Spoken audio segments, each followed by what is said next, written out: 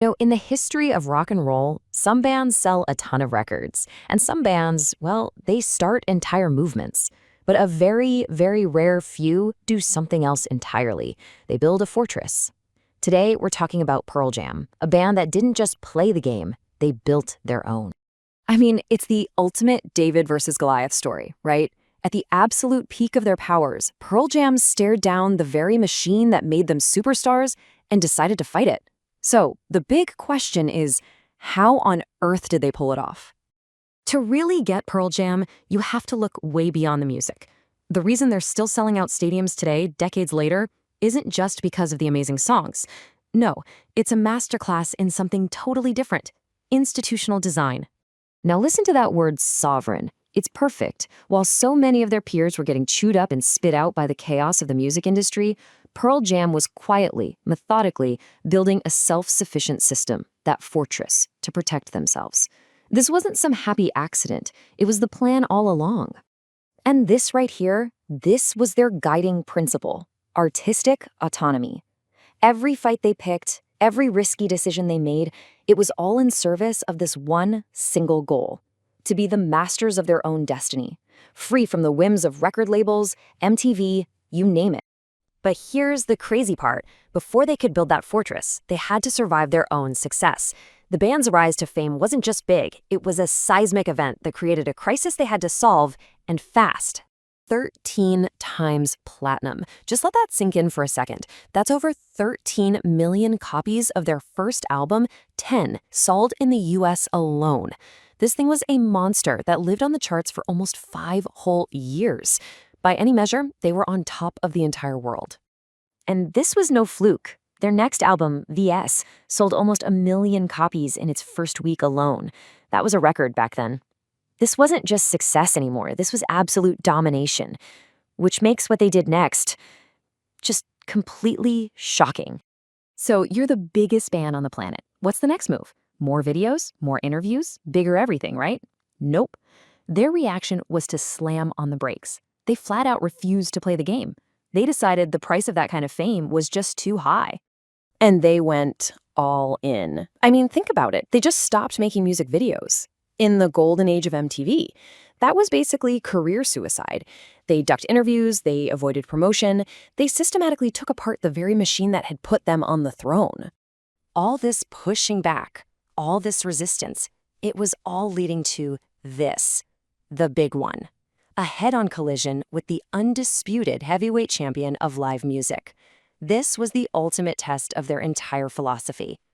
And the fight was actually pretty simple. Pearl Jam wanted to keep tickets affordable for their fans. We're talking under $20, with a tiny service fee. But Ticketmaster, which had exclusive deals with pretty much every major venue, just said no. So the fight became about something much bigger: who actually controls a rock show? And they did not back down. They went to war. This wasn't just a PR stunt. They filed a formal legal memo with the Department of Justice, accusing the company of being an illegal monopoly. And then they took their fight all the way to the United States Congress. Just listen to this line from their testimony. It says everything. For them, this was never just about ticket fees. It was about the fundamental right to control their own art, to set their own terms for their own performances. It was a fight for their creative soul. Now, the government investigation eventually fizzled out. But the battle taught Pearl Jam an invaluable lesson. If the system won't change for you, then you have to build your own. And this is where they shifted from playing defense to playing offense. Their answer was brilliant. The 10 Club. This was so much more than a fan club. It was the bedrock of their independent nation. Priority tickets gave fans, and the band, a way around Ticketmaster. Exclusive merch gave them a revenue stream they controlled. But the official bootlegs, man, that was a stroke of absolute genius. And you want to know if it worked? Look at that number. 3.5 million official live bootlegs sold by 2008.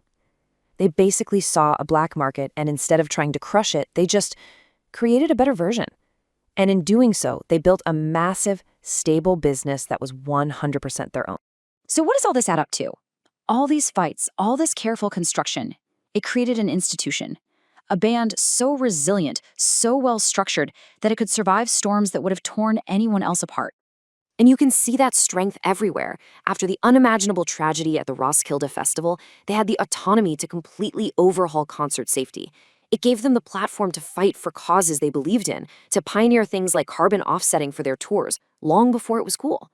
You can even see it right here in the notoriously unstable drummer's throne. Yeah, they went through a few guys early on, but the institution they built created a stable home, a place that could attract and keep a powerhouse like Matt Cameron for an incredible 27 years.